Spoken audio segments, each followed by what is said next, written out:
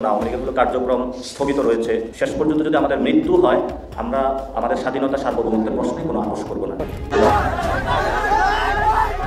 এনসিপির স্থানীয় নেতাকর্মীরা বক্তব্য দেওয়ার সময় হঠাৎই জয় বাংলা স্লোগান দিয়ে হামলা করেছেন নিষিদ্ধ সংগঠন ছাত্রলীগ। দেশে আওয়ামী লীগ নাই, এরপরেও চাঁদপুর গেলে মাইর না, শুধু গলার মধ্যে দেখলাম জুতার মালা টালা ছবি টবি দিয়া বিভিন্ন ফেস্টুন ব্যানার, তার কুশপুত্তলিকা আগুন লাগাই দেওয়া হয়েছে।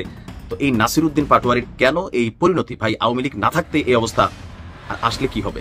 এ সময় বিক্ষোভ সমাবেশ করে নাসিরউদ্দিন পাটোয়ারির ছবি সংবলিত ব্যানার ফেস্টুন আগুনে পুড়িয়ে দেওয়া হয়, দাহ করা হয় কুশপুত্তলিকা। কাল থেকে শুরু অক্টোবর মাসই হবে ইউনূস সরকারের শেষ সময়ের ঘণ্টা। এই অক্টোবর মাসই হবে ইউনূসের শেষ মাস, যদি আওয়ামী লীগ কার্যক্রমের উপর নিষেধাজ্ঞা সে প্রত্যাহার করে নেয় বা এর ধারে কাছেও কিছু করে। টনকে টন ইলিশ দিয়েও ভারতকে তুষ্ট করতে পারল না। ভারত এবার ভয়াবহ অবস্থান জানিয়ে দিল, তেমন একটা চাঞ্চল্যকর তথ্য হয়তোবা মুখ ফুসকে বলে ফেলেছেন আমাদের উপদেষ্টা পরিষদের অর্থ উপদেষ্টা। দর্শক, নতুন একটা নিউজে আপনাকে স্বাগতম। প্রিয় দর্শক, বাংলাদেশের যে বর্তমান রাজনৈতিক প্রেক্ষাপট এবং যে পরিস্থিতির সৃষ্টি হয়েছে তারই আলোকে আপনাদের সামনে বেশ কয়েকটা গুরুত্বপূর্ণ ভিডিও নিয়ে হাজির হয়েছি, যার কিছুটা অংশ বিশেষ ইতিমধ্যেই ভিডিওর শুরুতেই দেখেছেন। তো দর্শক, ভিডিওর শুরুটা দেখেই কিন্তু বুঝতে পেরেছেন যে আজকে নিউজটা ঠিক কতটা গুরুত্বপূর্ণ এবং ঠিক কোন বিষয়টাকে ইঙ্গিত করছে। তাই বলবো, যারা ভিডিওটি অন করেছেন না টেনে সম্পূর্ণ নিউজটি মনোযোগ সহকারে দেখতে থাকুন, তাহলে আজকের মূল বিষয়টা বুঝতে পারবেন। তো দর্শক, আর বেশি দেরি না করে চলুন দেখে আসবো আজকে সেই কাঙ্ক্ষিত ভিডিওগুলো। তবে তার আগে বলবো, যারা এখনো চ্যানেলটি সাবস্ক্রাইব করেননি অবশ্যই চ্যানেলটি সাবস্ক্রাইব করে পাশে থাকা বেল আইকনটি ক্লিক করে দিন। আর যারা ইতিমধ্যেই চ্যানেলটি সাবস্ক্রাইব করে রেখেছেন তাদেরকে অসংখ্য ধন্যবাদ। তো চলুন দর্শক, ভিডিওটিতে একটি লাইক দিয়ে আমরা ধারাবাহিকভাবে সবগুলো ভিডিওর আলোচনা দেখে আসি। জাতীয় নাগরিক পার্টি এনসিপির মুখ্য সমন্বয়ক নাসিরউদ্দিন পাটোয়ারিকে তার নিজ এলাকায় অবাঞ্ছিত ঘোষণা করা হয়েছে। এই সময় বিক্ষোভ সমাবেশ করে নাসিরউদ্দিন পাটোয়ারির ছবি সংবলিত ব্যানার ফেস্টুন আগুনে পুড়িয়ে দেওয়া হয়, দাহ করা হয় কুশপুত্তলিকা। দেশে আওয়ামী লীগ নাই, এরপরেও চাঁদপুর গেলে মাইর না, শুধু গলার মধ্যে দেখলাম জুতার মালা টালা ছবি টবি দিয়া বিভিন্ন ফেস্টুন ব্যানার, তার কুশপুত্তলিকা আগুন লাগাই দেওয়া হয়েছে। তো এই নাসিরউদ্দিন পাটোয়ারির কেন এই পরিণতি? ভাই, আওয়ামী লীগ না থাকতে এই অবস্থা, আর আসলে কি হবে? তখন কি দল যৌথভাবে আওয়ামী লীগ বিএনপি মিলামিলে এগুলা করবে, নাকি আওয়ামী লীগ একাই করবে? এই প্রশ্ন অনেকের মধ্যে তৈরি হচ্ছে। কারণ শত্রু তো ছিল আওয়ামী লীগ, এখন বিএনপি কেন শত্রুতে পরিণত হলো? এটা নাসিরউদ্দিন পাটোয়ারির মুখ দোষে। আমরা মনে করছিলাম যে এই 5ই আগস্টের পর রাজনৈতিক শিষ্টাচার তৈরি হবে, যে রাজনৈতিক নেতৃবৃন্দকে অন্য দল রাজনৈতিকভাবে কাউন্টার করবে, কিন্তু তাদের নিয়ে কুরুচিপূর্ণ বক্তব্য, গুন্ডামি পান্ডামি বক্তব্য, ফ্যাসিজমের আওয়াজ, এগুলা বন্ধ হবে। কিন্তু এগুলা কি বন্ধ হয়েছে? এনসিপির মধ্যেই এরকম আওয়াজ কিন্তু দেখা যায়, যার কারণে বিএনপির নেতাকর্মীরা ক্ষুব্ধ হয়ে আজকে নাসিরউদ্দিন পাটোয়ারির যে জন্মস্থান এলাকা, সেখানে গেলে তাকে মায়ের কোনো কথা নাই, প্রস্তুত হয়ে আছে খালাম্মারাও, বিএনপির এই বিক্ষোভ মিছিল তাই বলছে। বিএনপি এবং জাতীয় নেতৃবৃন্দকে নিয়ে কুরুচিপূর্ণ বক্তব্য দেওয়ার অভিযোগে চাঁদপুরের শাহরাস্তিতে নাসিরউদ্দিন পাটোয়ারির নিজ এলাকায় নাসিরউদ্দিন পাটোয়ারিকে অবাঞ্ছিত ঘোষণা করেছে বিএনপি এবং সহযোগী সংগঠনের কর্মী সমর্থকরা। গত 27 সেপ্টেম্বরের ঘটনা, বিকেল 4:30টায় শাহরাস্তি পৌর শহরের কালিয়াপাড়া বাজার থেকে মিছিলটা শুরু হয়।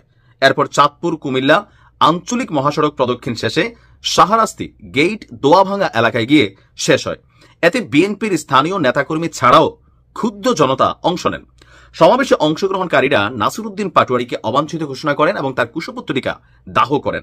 বিক্ষোভকারীদের বক্তব্য, আগামী দিনে শাহরাস্তার মাটিতে নাসিরউদ্দিন পাটোয়ারিকে সর্বাত্মক প্রতিরোধ করা হবে। এই নাসিরের ঠিকানা শাহরাস্তিতে হবে না। আজকের বিক্ষোভ সমাবেশ থেকে তাকে অবাঞ্ছিত ঘোষণা করছি, এমন সামনে ডায়লগ তারা দিল। অভিযোগ, সাম্প্রতিক সময় নাসিরউদ্দিন পাটোয়ারি শহীদ রাষ্ট্রপতি জিয়াউর রহমান এবং বিএনপির ভারপ্রাপ্ত চেয়ারম্যান জনাব তারেক রহমানকে নিয়ে কুরুচিপূর্ণ মন্তব্য করেছেন। এছাড়া জাতীয় দলের শীর্ষ নেতাদের নিয়েও তার বক্তব্য অত্যন্ত দুঃখজনক এবং নিন্দনীয়।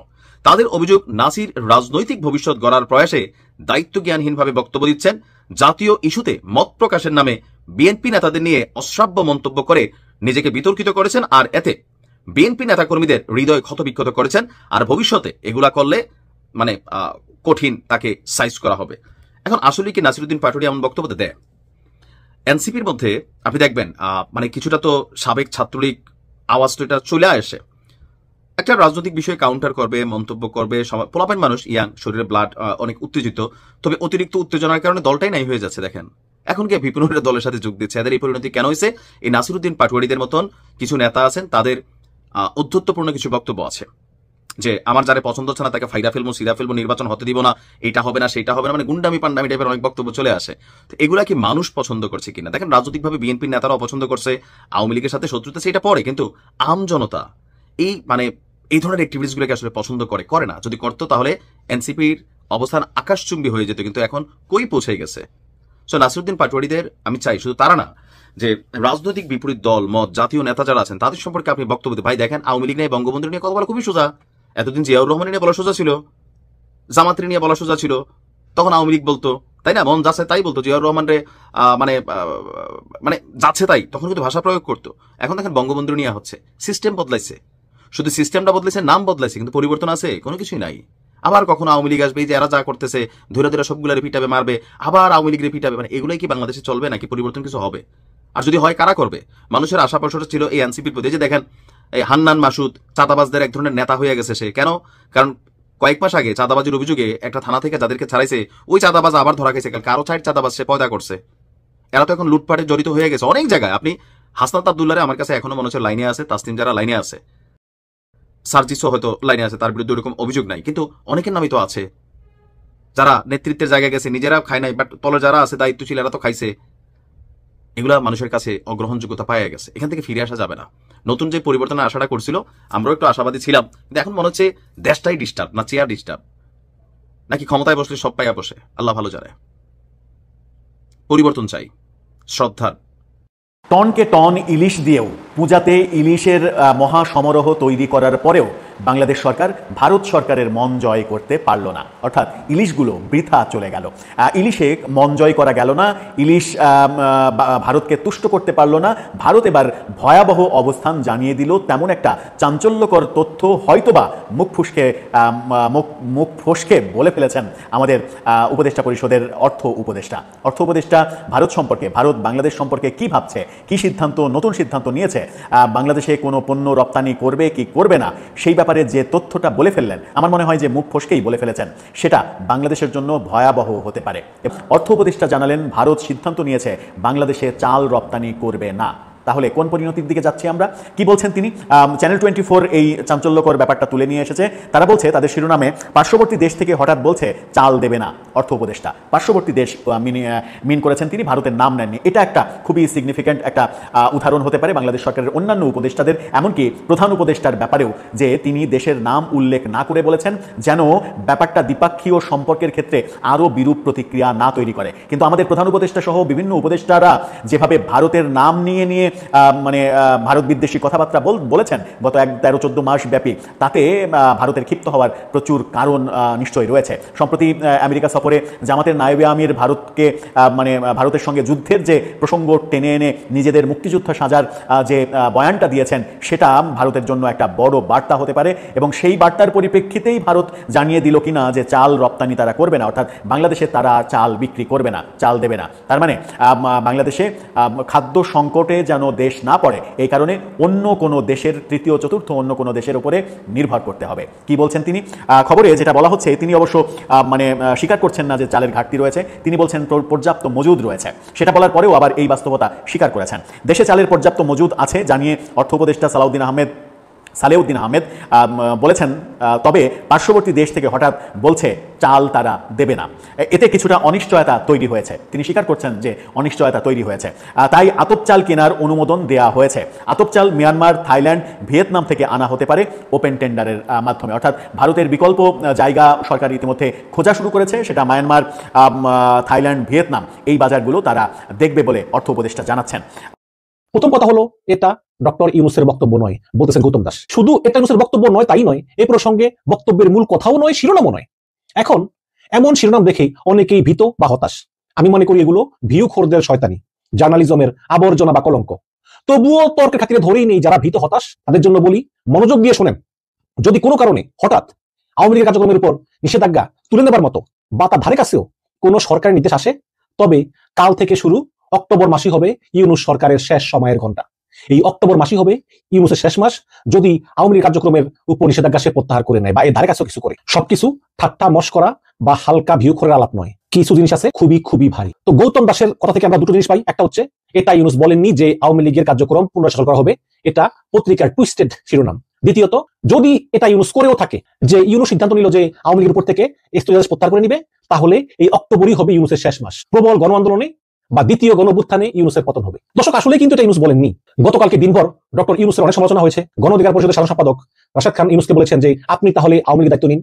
আবার এনসিপি নেতা হান্নান মাসুদ বলেছেন ইউনূসকে আপনি ক্ষমা চান। ইত্যাদি বিভিন্ন শিরোনাম হয়েছে এবং সবই ডক্টর ইউনূসের বিরুদ্ধে, যে কেন তিনি একবার আওয়ামী লীগের উপর স্থগিতাদেশ দিলেন, আবার দ্বিতীয়বার তিনি বলেন যে কোনো সময় সচল হতে পারে। তো এই নিয়ে একটা ব্রিফিং দিয়েছে সরকারি প্রতিষ্ঠান press institute of Bangladesh, PIB. এই পিআইবি কর্তৃক পরিচালিত একটা সংস্থা বাংলা ফ্যাক্ট, তারা ফ্যাক্ট চেকিং করে আর কি। তো এখানে মানবজমিন থেকে আমি উদ্ধৃত করতেছি, সেখানে এটা কিন্তু সরকারি বিজ্ঞপ্তি। ডক্টর ইউনূস কি কথা বলেছেন মিডিয়াশনকে এবং এটা নিয়ে যে ভুল বোঝাবুঝি সেটার অবসানের জন্য সরকারি সংবাদ সংস্থা press institute of Bangladesh, PIB, সেই পিআইবি কর্তৃক পরিচালিত বাংলা ফ্যাক্ট, তারা লিখেছেন যে সম্প্রতি জিটিওর ব্রিটিশ আমেরিকান সাংবাদিক মেহেদী হাসানকে সাক্ষাৎকার দেন ডক্টর ইউনূস, যা বাংলাদেশের বিভিন্ন গণমাধ্যমে প্রকাশিত হয়। খবরে বলা হয় যে আওয়ামী লীগের কার্যক্রমের উপর আরোপিত নিষেধাজ্ঞা যে কোনো সময় তুলে নেওয়া হতে পারে। প্রকাশিত এই তথ্য সঠিক নয় বলে দাবি করেছে press institute of Bangladesh, PIB কর্তৃক পরিচালিত বাংলা ফ্যাক্ট। ফ্যাক্ট চেকিং এর এই প্রতিষ্ঠান সরকারকে নিয়ে হওয়া বিভিন্ন খবরের তথ্য যাচাই করে থাকে। তাদের দাবি বিভিন্ন গণমাধ্যমে ডক্টর ইউনূসের বরাত দিয়ে যে কোনো সময় আওয়ামী লীগ কার্যক্রমের উপর নিষেধাজ্ঞা তুলে নেওয়া হতে পারে বলে যে সংবাদ প্রকাশিত হয়েছে তা সঠিক নয়। সাক্ষাৎকারে ডক্টর ইউনূস আদতে বলেছেন আওয়ামী লীগ কোনো রাজনৈতিক কার্যক্রম চালাতে পারবে না, এমনকি আগামী নির্বাচনেও অংশ নিতে পারবে না। ইউনূসের ভাষায় আওয়ামী লীগের বৈশিষ্ট্য দেখে এবং তারা যে পুরো নির্বাচনকে বাধাগ্রস্ত করবে সেই সম্ভাবনা বুঝে নির্বাচন কমিশন ভেবেছে যে তাদের নির্বাচনে অংশগ্রহণের অনুমতি না দেওয়াই ভালো। এবং স্পষ্টতার খাতিরে তিনি আরো বলেন যে অন্যথায় আমরা নির্বাচন করতে পারবো না। তবে একই সঙ্গে আওয়ামী লীগ কার্যক্রম নিষিদ্ধের বিষয়টিকে তিনি আপাতত বা ফর দ্য টাইম বিং বলতে আন্তর্জাতিক অপরাধ ট্রাইব্যুনালে বাংলাদেশ আওয়ামী লীগ এবং তার নেতাদের বিচার কার্য সম্পন্ন না হওয়া পর্যন্ত কথাটাকেই বুঝিয়েছেন। এই বছরের 10 মে অন্তর্বর্তীকালীন সরকারের উপদেষ্টা পরিষদের বিশেষ সভায় এই সিদ্ধান্ত হয়। কার্যক্রম নিষিদ্ধের সেই সিদ্ধান্তে বলা হয়েছিল আন্তর্জাতিক অপরাধ ট্রাইব্যুনালে আওয়ামী লীগ এবং তার নেতাদের বিচার কার্য সম্পন্ন হওয়া পর্যন্ত দলটির যাবতীয় কার্যক্রম নিষিদ্ধ থাকবে। সুতরাং মেহেদী হাসানকে দেয়া সাক্ষাৎকারে অন্তর্বর্তীকালীন সরকারের প্রধান উপদেষ্টা ডক্টর মোহাম্মদ ইউনূস বিচার কার্য সম্পন্ন না হওয়া পর্যন্ত সময়টিকেই ফর দ্য টাইম বিং হিসেবে বলেছেন এবং কোনো একটা সময় এটা চালু হতে পারে বলে তিনি এই বিচার কাজ সম্পন্ন হওয়ার পরের সময়টাকে বুঝিয়েছেন। এই যে বলেছেন যে কোনো একটা সময় আওয়ামী লীগের কার্যক্রম চালু হতে পারে, এটা ইউনূস বুঝিয়েছেন যে বিচার শেষ হওয়ার পরে কোনো এক সময়, এখন না, বর্তমান সময় বা নির্বাচনকালীন সময়ও না।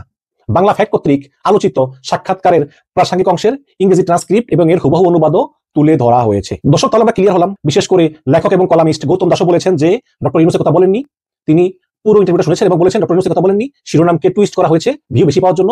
এবং পিআইবির যে বাংলা ফ্যাক্ট তারাও বলেছে যে ডক্টর ইউনূস কথা বলেননি, তিনি আওয়ামী লীগের কার্যক্রম সচল করার কথা বলেছেন।